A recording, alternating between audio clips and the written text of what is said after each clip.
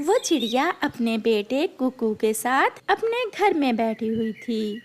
मम्मा मम्मा, मैं आज स्कूल नहीं जाऊंगा।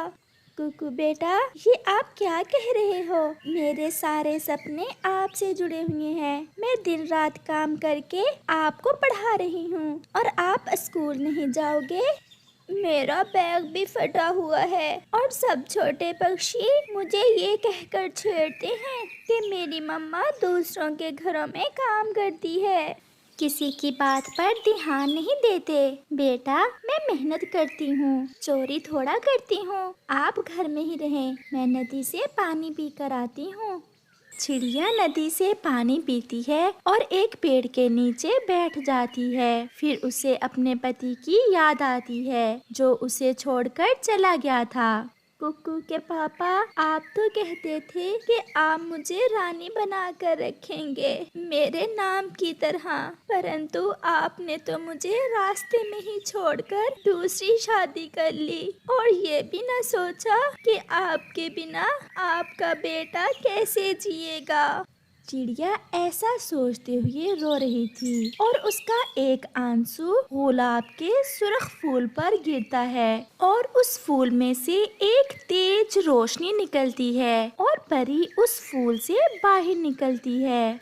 आपका बहुत बहुत धन्यवाद छोटी चिड़िया। मैं कब से इस फूल में कैद थी और मैं इस फूल से बाहर किसी नेक दिल चिड़िया का आंसू पीकर ही आ सकती थी। चिड़िया उस परी को देखकर डर जाती है।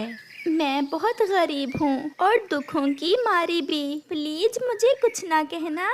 डरो नहीं चिड़िया, मैं सब जानती हूँ, इसीलिए मैं तुम्हारी मदद करूँगी। पहाड़ों के पास एक बड़ा पेड़ है बरगद का और उस पेड़ के तने में एक सुराख है जिसमें एक सोने का हार है जो आपकी किस्मत बदल देगा। आप जाकर वो हार उठा लो।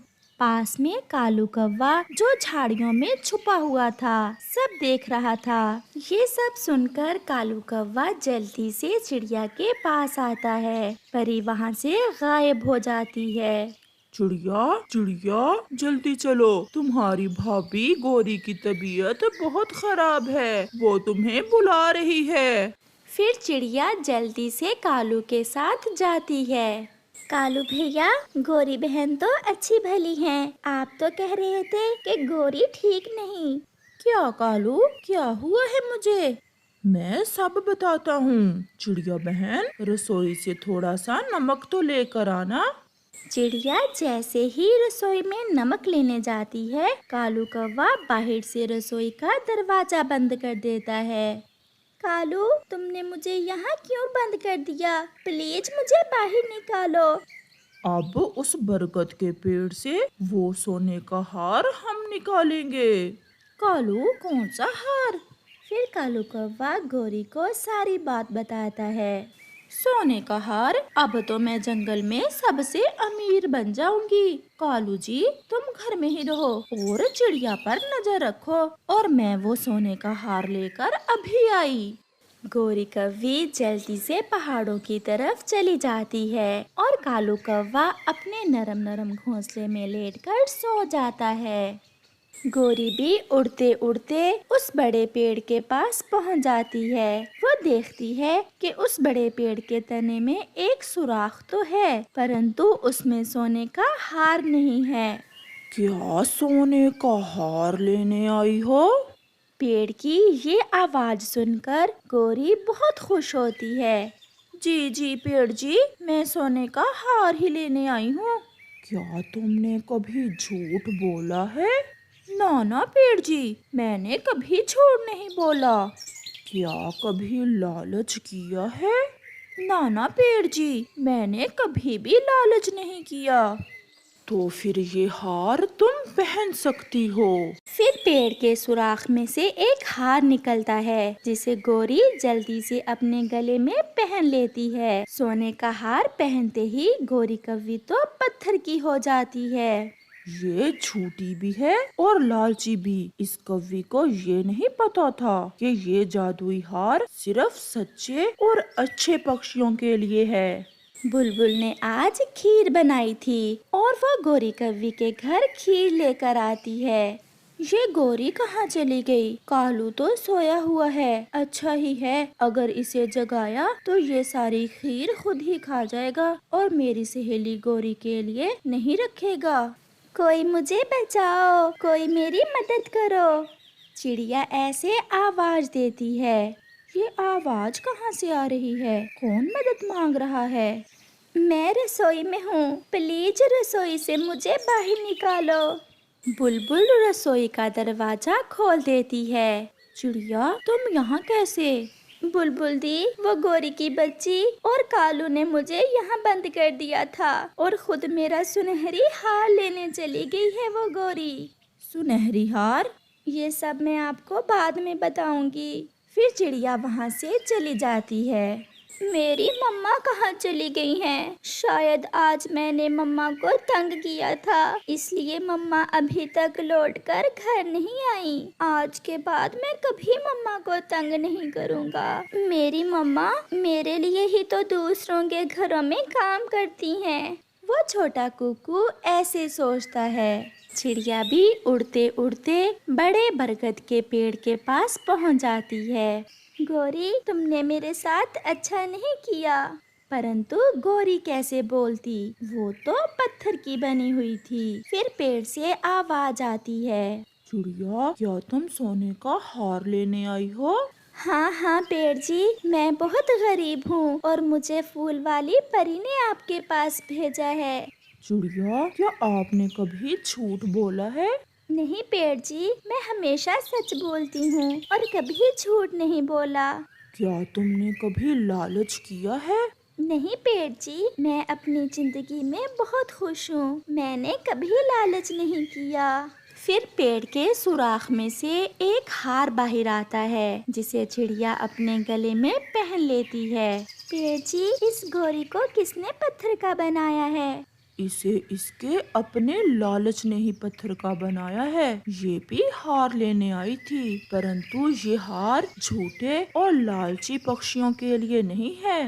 पेड़ भैया, ये बुरी है, हम तो बुरे नहीं हैं। प्लीज आप इस पर दया करें और इसे ठीक कर दें। चिड़िया, इस कौवे ने तुम्हारे साथ बुरा किया और तुम फिर भी इसका भला ही चाहती हो। सच पूछो तो यही अच्छाई है। फिर पेड़ गोरी को ठीक कर देता है। मैं ठीक हो गई चिड़िया, मैं सब सुन रही थी, परंतु मैं बोल नहीं सकती थी। मैं समझ गई कि लालची और झूठे पक्षियों की कोई मदद नहीं करता। आपने मेरी भी मदद की और मुझे इस बड़े पेड़ से माफी लेकर दी। मैं आपका ये एहसान सारी जिंदगी याद रखूंगी। क्योंकि अच्छाई की हमेशा जीत होती है और बुराई की हार। फिर चिड़िया खुशी खुशी सोने का हार लेकर अपने घर चली जाती है और गोरी एक अच्छी सीख लेकर वापस लौटती है। दूर किसी जंगल में चिड़िया और कौवे के घर पास पास ही थे। चिड़िया की बेटी का नाम टूनी था और कौवे के बेटे का नाम जग्गू था। आज चिड़िया और कौवे के लिए बहुत खास दिन था, क्योंकि आज चिड़िया की बेटी और कौवे का बेटा पहले दिन घर से अकेले भोजन लेने जाने वाले थे। बेटी, आज आपका पहला दिन है जब आप घर से बाहर अकेले भोजन लेने जाओगी। मैं आपसे ये नहीं कहती कि ढेर सारा भोजन लेकर आना, आप केवल एक दाना ही ले आओ तो मुझे बहुत खुशी होगी। परंतु बेटी, वो एक दाना आप अपनी मेहनत से लाना, ईमानदारी से लाना। जब आप घर से बाहर निकलोगी तो आपको अच्छाई और बुराई दोनों पास पास मिलेंगी। आप किसका चुनाव करती हो, बस यही परीक्षण होगी आपकी। लालच नहीं करना। अगर किसी को मुसीबत में देखो तो उसकी मदद जरूर करना, क्योंकि भगवान हमेशा उसी की मदद करता है जो दूसरों की मदद करता है। वो चिड़िया अपने घर में बैठी अपनी बेटी को वो बातें बता रही थी जो उसकी माँ ने उसे बताई थी जब मम्मा चिड़िया पहली बार अपने घर से दाना लेने निकली थी। दूसरी तरफ जग्गू की मम्मा भी अपने बेटे से कहती है, देखो जग्गू, हम कौवे हैं और हमारी उड़ान ऊंची, हमारी शान ऊंची। उस छोटी चिड़िया की बेटी से ज्यादा भोजन लाना और मुझे शर्मिंदा न करना उस कमजोर चिड़िया के सामने। किसी फजूल काम में समय जाया न करना। और जिंदा रहने के लिए सबसे जरूरी भोजन होता है। भोजन नहीं तो कुछ भी नहीं। ना मिले तो छीन लेना, मुकाबला करना, हार न मानना और कभी भी चोरी करके भागते समय पीछे मुड़कर न देखना। ऐसी कुछ बातें कौवी अपने बेटे को बताती है जो उसने अपनी माँ से सुन रखी थी जब वो मम्मा कौवी पहली बार अपने घर से भोजन लेने निकली थी। जाओ मेरी बेटी, मुझे आप पर पूरा विश्वास है। आप मेरी बातें हमेशा याद रखोगी। जाओ जग्गू, कहीं ये छोटी चिड़िया तुमसे आगे ना निकल जाए।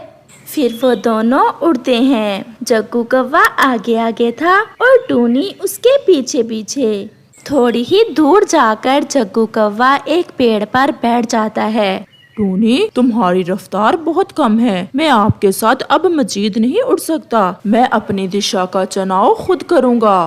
परंतु मेरी और आपकी मम्मा ने कहा था कि साथ साथ रहना। मम्मा ने ये भी कहा था कि समय जाया नहीं करना। ऐसा कहते हुए जग्गू एक दिशा में उड़ जाता है और फिर टूनी भी दूसरी दिशा में उड़ जाती है। जग्गू तेजी से उड़ता हुआ जा रहा था कि वो बूढ़ी फाख्ता जग्गू कौवे को आवाज देती है। कौवे, छोटे कौवे, मेरी बात सुनो। बूढ़ी माँ जी, जल्दी बताएं, मैं आज पहले दिन भोजन लेने निकला हूँ और मुझे छोटी चिड़िया की बेटी से ज्यादा भोजन लेकर जाना है। बेटा, मैं बहुत प्यासी हूँ और मैं कमजोर हूँ, उड़ भी नहीं सकती। क्या आप मुझे थोड़ा सा पानी ला देंगे? ला दूंगा, परंतु जब मुझे भोजन मिल गया। अभी मेरे पास समय नहीं है और आपको पानी ला कर देने में मैं अपना समय जाया नहीं कर सकता। क्या आप मुझे प्यासा छोड़ जाओगे? मम्मा ने कहा था कि समय जाया नहीं करना। मुझे माफ करना बूढ़ी फाख्ता, आपको पानी देने से मुझे कोई फायदा नहीं होने वाला।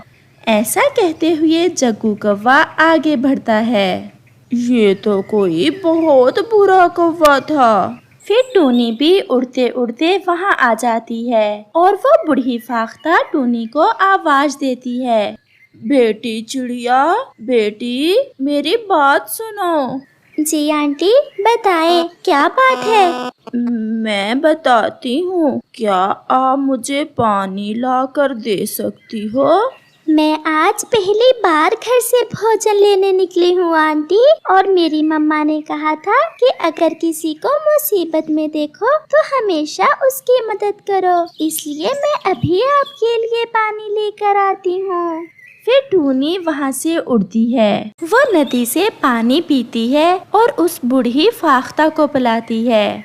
जीती रहो बेटी, आप एक अच्छी माँ की बेटी हो। जाओ, भगवान आपकी मदद करेगा। फिर टूनी वहाँ से आगे बढ़ती है। जग्गू थोड़ा आराम करने के लिए एक पेड़ पर बैठ जाता है। आज मैं मम्मा को खुश कर दूंगा और शाम से पहले पहले इस कमजोर चिड़िया से ज्यादा भोजन लेकर जाऊंगा। वो ऐसा सोच रहा था कि पास वाले पेड़ से उसे कोई आवाज आती है। कौवे बेटे, मेरी बात सुनो। जग्गू जब पलट कर देखता है तो उसे वही बूढ़ी फाख्ता दिखाई देती है। वो वहाँ जाता है। बूढ़ी आंटी, अब क्या है? आप यहाँ भी मेरे पीछे आ गई। क्या पानी मिला नहीं आपको? मैंने पानी पी लिया है और मैं अब तुम्हारी मदद करना चाहती हूँ। मदद? बताएं बताएं बूढ़ी आंटी, आप मेरी कैसे मदद करेंगी? मुझे तो बस ढेर सारा भोजन चाहिए। भोजन भी मिलेगा और वो भी ढेर सारा, परंतु पहले आपको मेरा एक काम करना होगा। भोजन के लिए मैं सब करूँगा, आप बताएं। वो सामने जो घोंसला है उसमें 2 अंडे हैं और वो मेरे दुश्मन का घोंसला है। आप उनमें से एक अंडा उठाकर तोड़ दें, फिर ही मैं तुम्हें भोजन दूंगी। इतना आसान काम? भोजन के बदले में ये काम तो बहुत आसान है।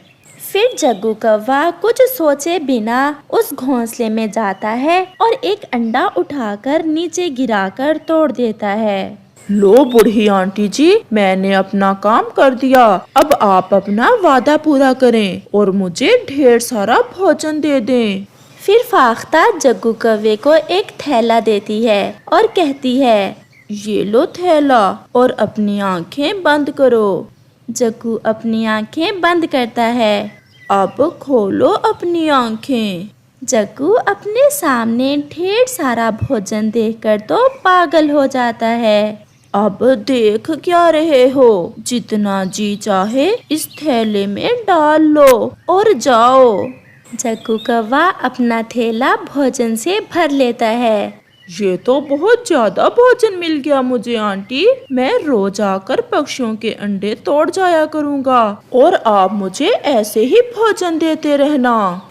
ऐसा कहते हुए जग्गू कौवा वहाँ से वापिस हो लेता है। टूनी अभी तक उड़ती फिर रही थी और उसे अभी तक कुछ भी नहीं मिला था। फिर वो थक जाती है और एक पेड़ पर बैठ जाती है। वो बूढ़ी फाख्ता तो उन दोनों की परीक्षा ले रही थी। वो तो अच्छाई और बुराई बनकर जंगल में घूम रही थी और वो टूनी को आवाज देती है, चिड़िया बेटी, मेरी बात सुनो। आंटी, आप तो वही माँ जी हैं जिन्होंने मुझसे पानी मांगा था। हाँ, मैं वही हूँ, परंतु इस बार एक और काम है।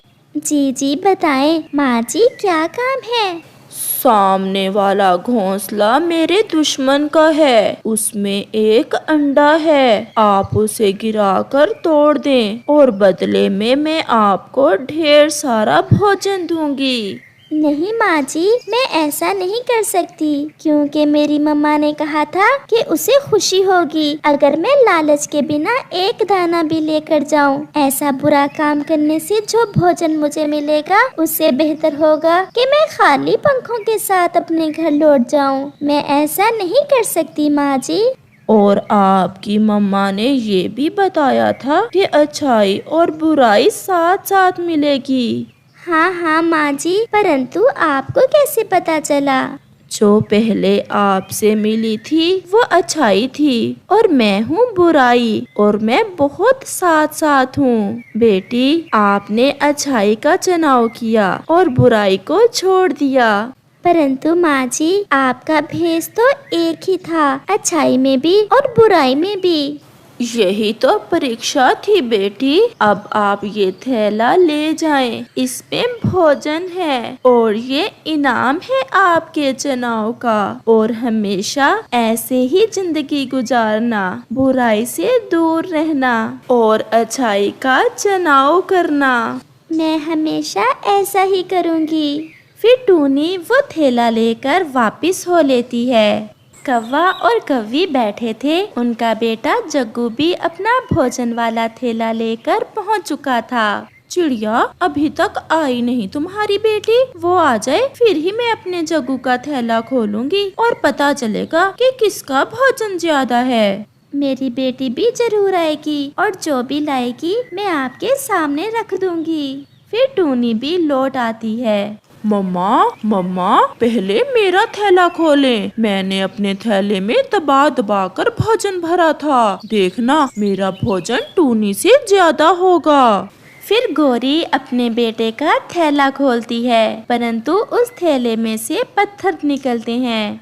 अरे जग्गू, ये क्या? इस थैले में तो पत्थर हैं। बेटा, भोजन कहाँ है? मम्मा, मैंने तो खुद इसमें भोजन डाला था। टूनी की मम्मा भी अपनी बेटी का थैला खोलती है, जिसमें से ढेर सारा भोजन निकलता है, जिसे देख चिड़िया और उसकी बेटी बहुत खुश थे। मम्मा, हमें अच्छाई और बुराई दोनों मिली थी। मम्मा, मैंने अच्छाई का चुनाव किया और मुझे उसका फल मिला, और जग्गू ने बुराई का चुनाव किया और उसे उसका फल मिला। ये सब देख जग्गू समझ जाता है कि ये सब उसके साथ क्यों हुआ है। मम्मा मम्मा हम हार गए क्योंकि मम्मा मैंने बुराई का चुनाव किया था और इसलिए मेरा भोजन पत्थर बन गया। ऐसे कव्वे और कव्वी को पता चलता है कि जिंदगी की दौड़ में जीतने के लिए ताकत और तेज रफ्तार नहीं बल्कि ईमानदारी और अच्छाई और बुराई में से ठीक चुनाव की जरूरत होती।